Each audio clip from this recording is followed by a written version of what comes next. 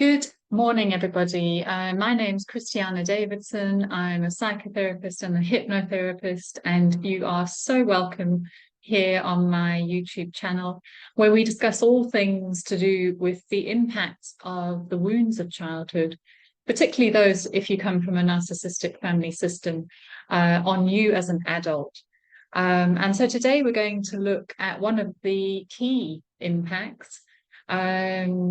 And I hear this with many of my clients, is the tendency to take everything personally. So to take the actions, the words, the body postures of other people personally, and to then allow that to direct your own sense of self-esteem and your own sense of what you should do to be acceptable. So let's dive straight in here. Do you find yourself believing that you are the cause of how others receive you or treat you, either badly, either with rejection or annoyance, or well, with welcoming arms? You see, when you were raised by a narcissistic parent, you're made to believe that their moods, their happiness, is a direct result of you and your behaviors, your mood, and your presence. You come to believe that your presence alone has the power to either bring peace or displeasure, and that you are responsible for how you affect others' moods and how they feel their happiness. If you upset them, or you bring discomfort, or they look displeased when you enter a room, well, then you know that you're at fault. You're at fault because you have been the trigger that has caused this displeasure in them.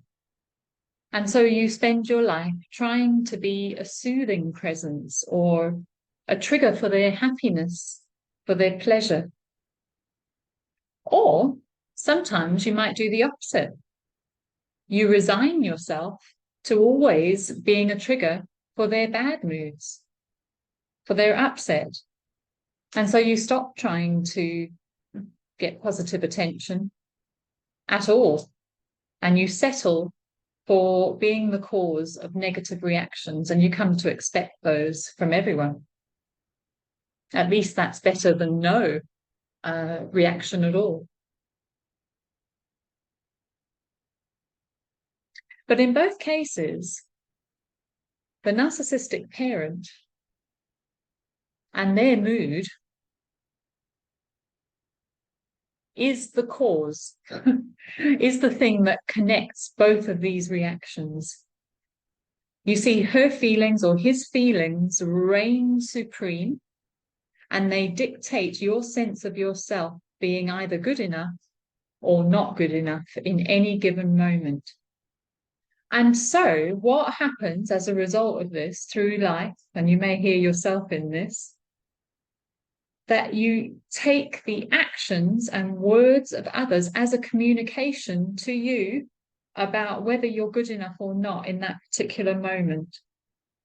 So you're constantly scanning to see what others are thinking of you, about who you are and how they see you, by their response to you, be that body language, be that eye contact or not, be that words, etc. And then we shame ourselves and crumble and diminish ourselves when we see someone looking a bit annoyed or a bit unfriendly, perhaps, or not interested, or who doesn't include us. The message we take is that we are not wanted, that we're not good enough, and we are the cause of this rejection. But you see, the thing is, none of this is true. None of it. It's not about you. The narcissistic parent set you up to think like this, to take things personally. That is the crux of it. I mean, they trained you to take things personally by guilt and shaming you for causing their displeasure. They tried to convince you that that was the truth. But this was never, ever really about you. It wasn't personal at all. It really wasn't. And how can I say that so confidently? Well, because they never actually saw you as a separate person. So it can't be personal. It's only personal to them. It was really a projection of their own feelings about themselves, all of it. And I don't mean only the bad things, you know, the bad projections, the negative projections, even the positive ones. It was all about them because you're not a person in their mind. You are an extension of them. So it wasn't personal because they didn't know you as a separate person. So now in healing, we have to stop taking the movements, the body language, the words, the eye contact of others so personally, because it's the same thing. It's not about you. It's not about you. It's about the person projecting out how they view themselves onto you. It's their own stuff. And so we have to now, as adults, begin to step back and allow others to be triggered by us. They're triggered. That's not your problem. Sometimes we're going to trigger other people. We're meant to. Triggers are great. They evoke healing and self-reflection, usually.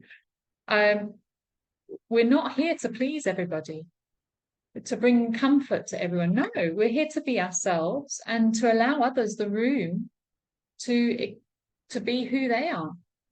Without taking everything so personally and believing in some ways that we are God and that we have the power to over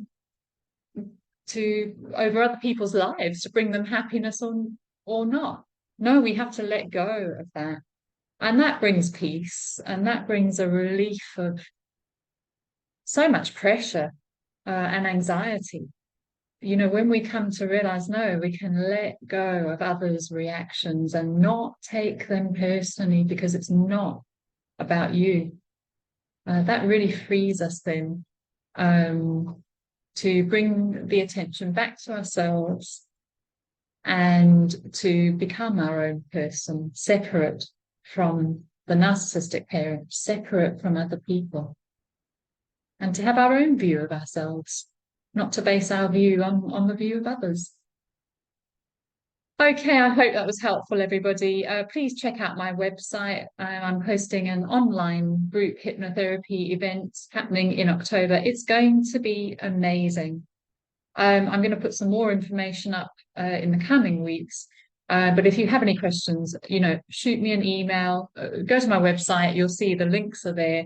And I'm happy to answer any questions via email, but otherwise you'll get all you need via my website. And I look forward to seeing you there. Okay, take care, everyone. Bye now.